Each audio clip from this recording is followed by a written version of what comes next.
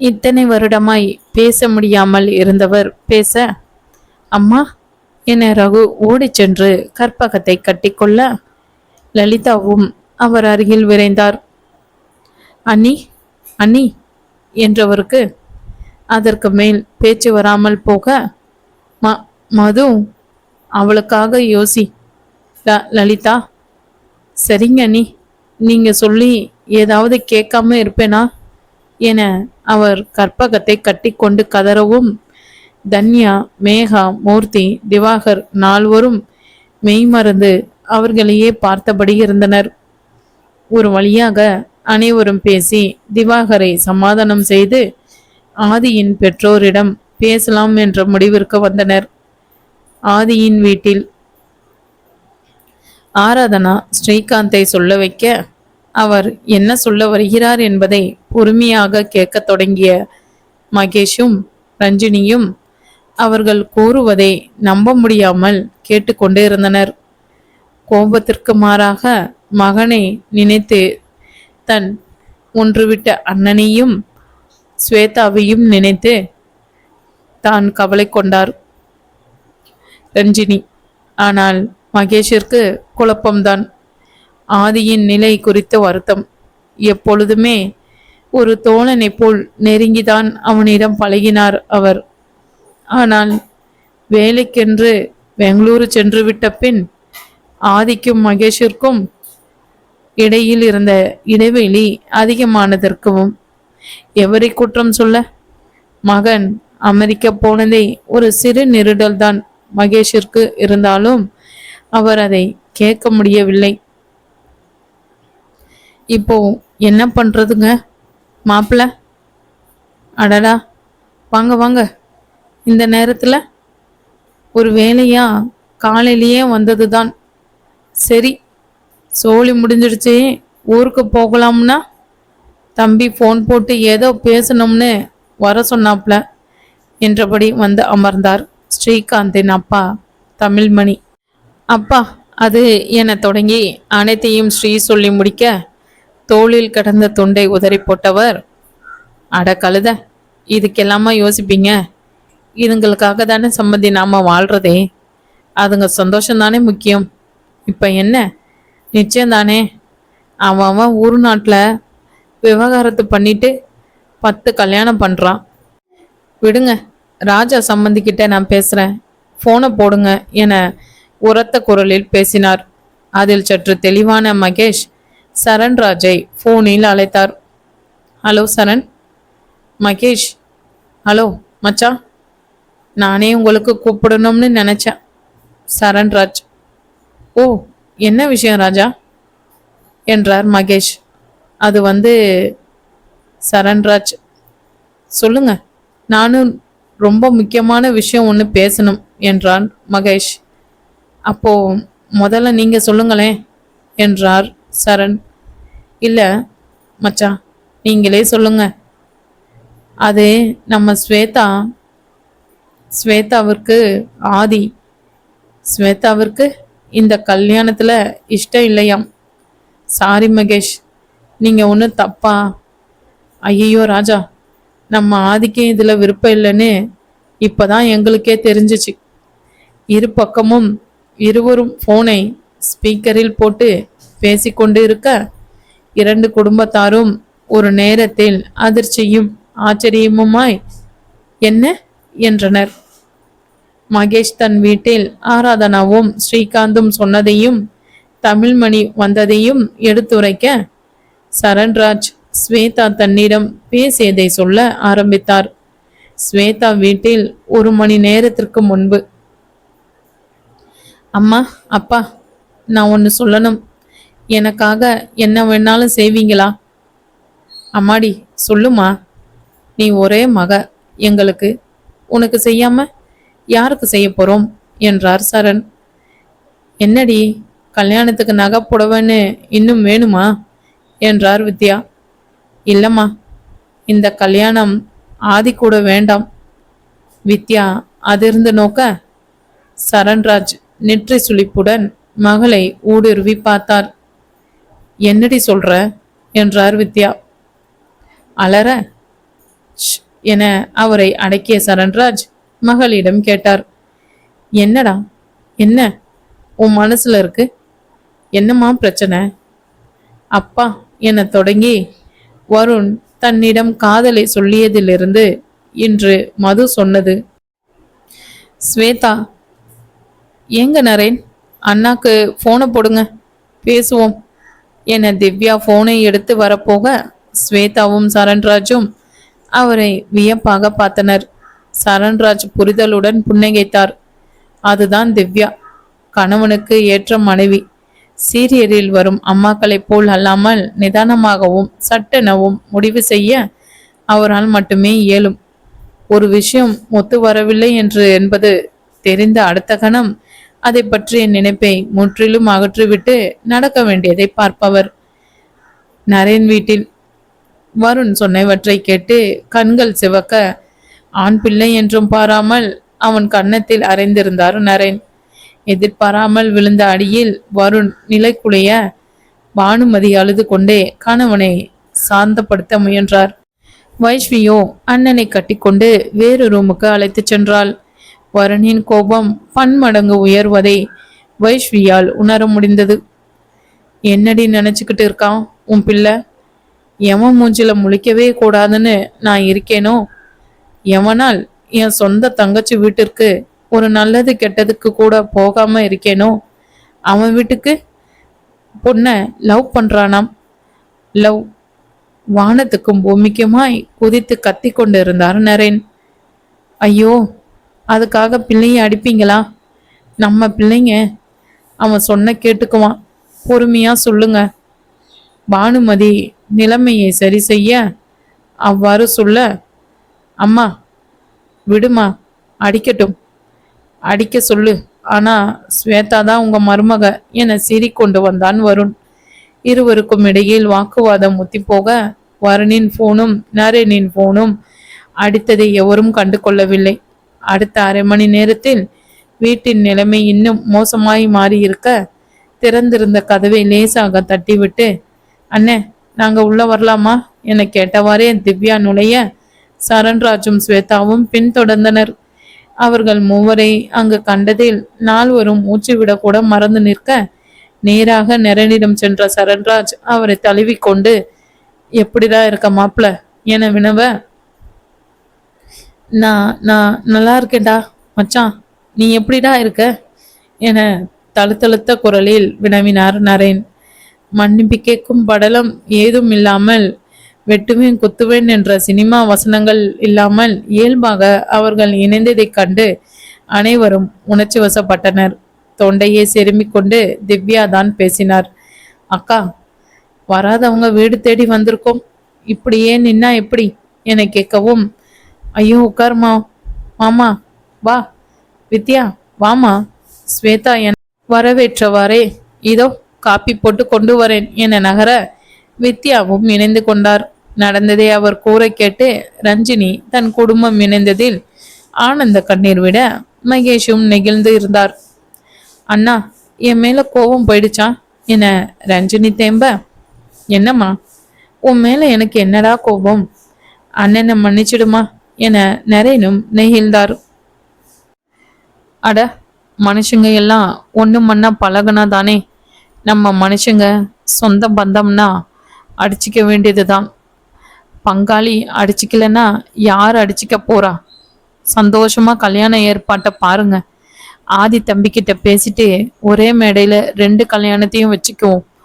என்ன நான் சொல்றது என்று சிரித்தார் தமிழ்மணி. அதுக்கு என்ன சம்பந்தி, அப்படியே பண்ணிடலாம். அப்போ வச்சிடவா என அணைப்பை துண்டித்தார் சரண்ராஜ். நள்ளிரவை தொடப்போகும் அந்த நேரத்தில் அனைவரும் அவரவர் நினைவுகளில் மூழ்கி இருக்க நடுரோட்டில் சண்டையிட்டு கொண்டிருந்தனர் ஆதியும் மதுவும். இது எல்லாம் நீங்க சொல்லிதான் எனக்கு தெரியணும்னு இல்லை, அன்னைக்கே பிரகாஷ் என்கிட்ட சொல்லிட்டான் என மது தன் கோப பார்வையால் ஆதியை குத்தி கொன்று கொண்டே பேச துவங்கினாள். ராமன் என்னதான் சீதையை விரும்பினாலும் ஊருக்கு அவளை நல்லவளா காட்டணும்னு செஞ்சாலும் அவளை நெருப்புல இறங்க சொன்னது தப்புதான். அவ மேல இருந்த அடிப்படை நம்பிக்கை இழந்துட்டாருன்னு தான் நாம பேசுறோம். அதை விட கேவலமா இருக்கு நீங்க பண்ணி இருக்கிறது. அந்த பிரகாஷ் எப்போ என்ன பொண்ணு கேட்டு வந்தானோ அப்பவே அவன்கிட்ட நான் ஆதிய விரும்புனேன்னு இன்னமும் விரும்புறேன்னு அவனை தனியா கூட்டிட்டு போய் சொல்லிட்டேன். வாட்? அதிர்ச்சியும் சந்தோஷமாய் அவன் கேட்க அதை சட்டை செய்யாமல் அவள் தொடர்ந்தாள்.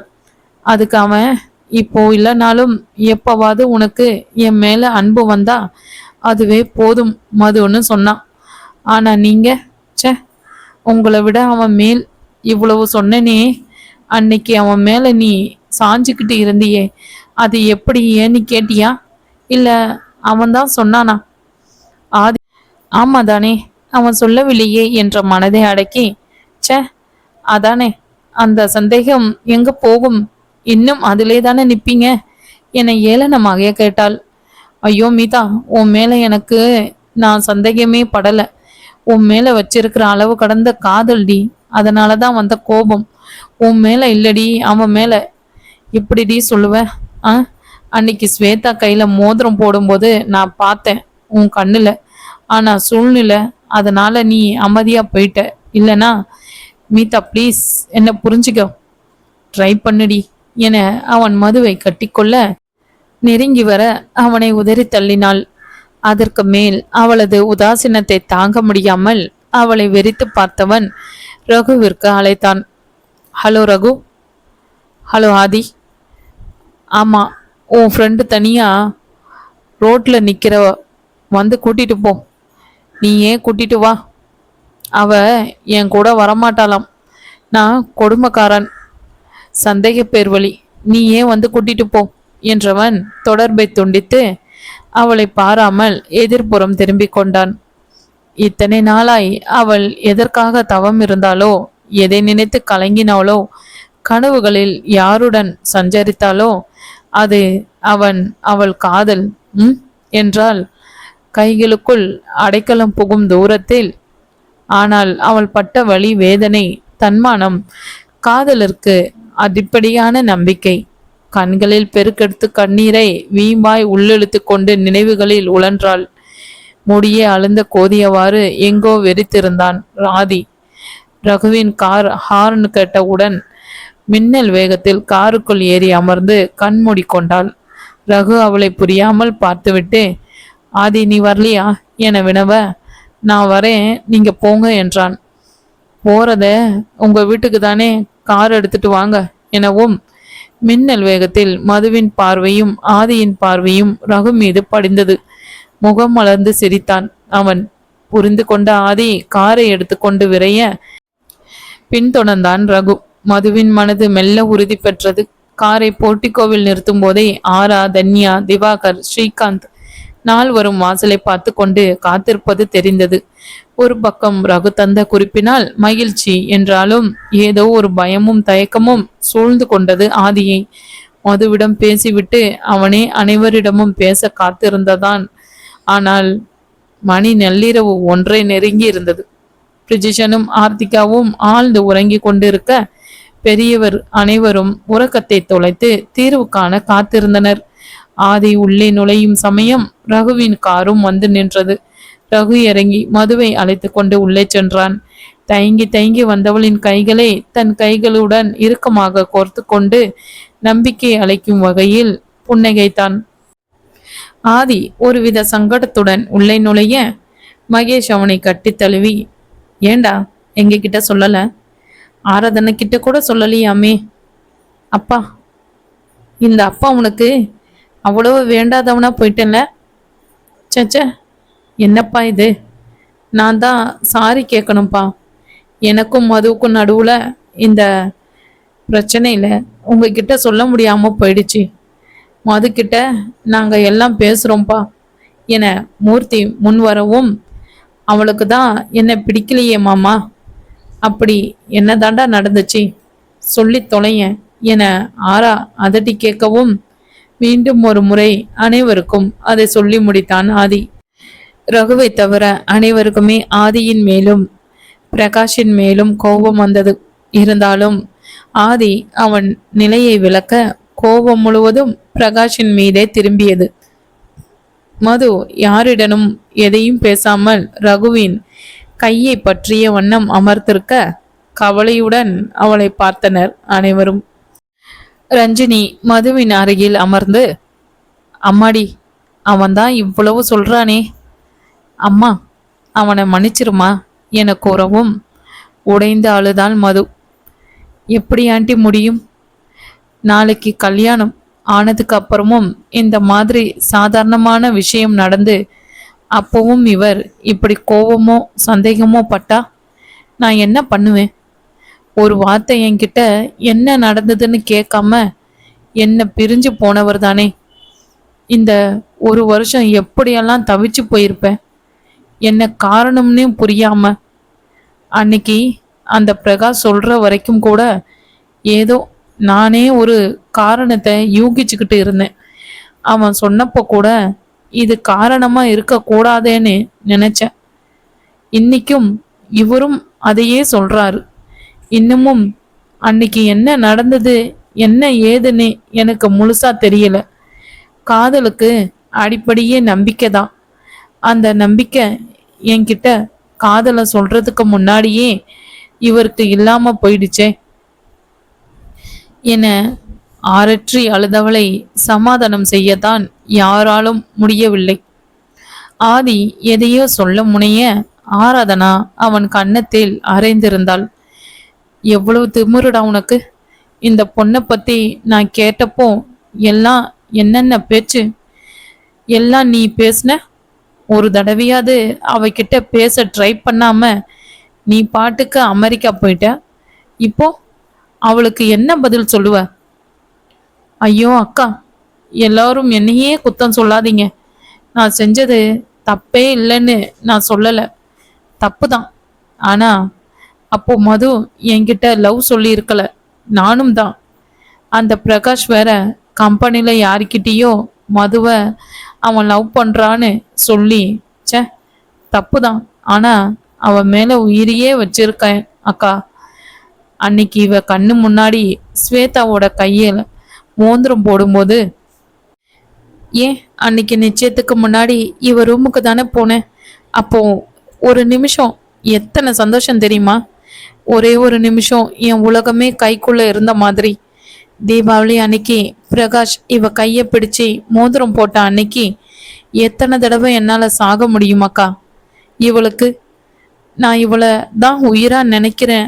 இவளுக்காக தான் நான் இருப்பேனாவது தெரியுது. ஆனா எனக்கு பிடிவாதத்துல கல்லு மாதிரி இருக்காளே இவ. வேகமாய் அனைத்தையும் கொட்டி தீர்த்தவன் அவன் அறைக்குள் சென்று கதவடைத்து கொண்டான். அனைவருக்குமே அவன் செய்தது தவறு என்றாலும் மதுமிதா மேல் இருந்த அளவில்லா காதல்தான் அதை செய்ய தூண்டியது என பட அவனுக்காக கவலை கொண்டனர். அட என்னம்மா நீ கல்யாணத்துக்கு நாளை குறிச்சு பண்ணி வச்சுட்ட, அது அப்படியே சமாதானம் ஆகிட போகுதுங்க என தமிழ்மணி விசும்பி கொண்டிருந்த ரஞ்சினியிடம் கூற, சாரிங்க, எனக்கு இந்த கல்யாணத்துல இஷ்டம் இல்லை, ரகு வீட்டிற்கு போகலாம் என கூறிவிட்டு வாசலுக்கு சென்று விட்டாள் மது. எவரும் எதையும் பேச மனநிலையில் இல்லாததால் ஒரு தலை அசைப்புடன் மதுவின் குடும்பம் விடைபெற்று சென்று விட்டது. மறுநாள் அழகாய் விடிந்தது. பாதி தூங்கியும் தூங்காமலும் எழுந்து கொண்ட ரகு தோட்டத்தில் உழவுகையில் பிரகாஷின் கார் அவன் வீட்டிற்குள் நுழைந்தது. அதைத் தொடர்ந்து சஞ்சனாவின் கார். ரகு கேள்வியாய் பார்த்து கொண்டிருந்த போதே பிரகாஷ் இறங்கி அவனுடன் கை குலுக்கினான். குழப்பத்துடன் ரகுவும் கை குலுக்க அதற்குள் திவாகரும் மூர்த்தியும் வாசலுக்கு விரைய அவர்களிடம், மௌனலீஸ்வர், என் பேர் மௌனலீஸ்வர், மிலிட்ரியில இருந்தேன், இப்போ சென்னை அண்டு ஊட்டியில் பிஸ்னஸ் எஸ்டேட்டுன்னு இருக்கேன், உள்ள கூப்பிடுவீங்களா என புன்னகையுடன் கேட்க அவசரமாய் அவர்கள் மூவரையும் வரவேற்றனர்.